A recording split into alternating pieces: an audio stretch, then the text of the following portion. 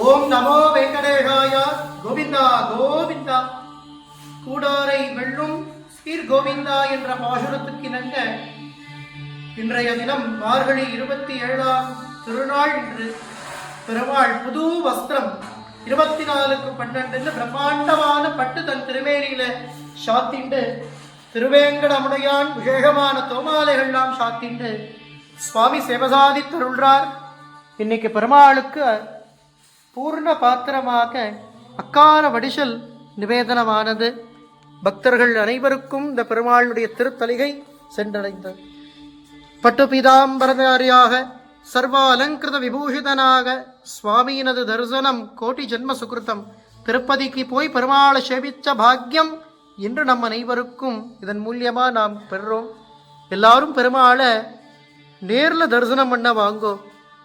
பெருமாளுடைய அழகு இருக்கே காண கண்கோடி வேணும். திருப்பதிக்கு வேண்டிண்டு இங்க அந்த பிரார்த்தனைகளை நிறைவேற்றுவதும் ரொம்ப விசேஷம்.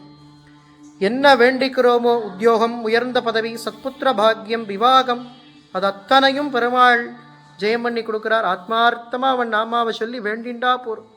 நம்ம சன்னதியில முக்கிய பிரார்த்தனை கல்யாண உற்சவம், ஊஞ்சல் உற்சவம், மூலவருக்கு திருமஞ்சனம் அபிஷேகம் செய்வது, எம்பெருமானுக்கு பிரம்மாண்டமான வஸ்திர சமர்ப்பணம், இதெல்லாம் இங்கே பிரார்த்தனை, முக்கிய பிரார்த்தனைகள்.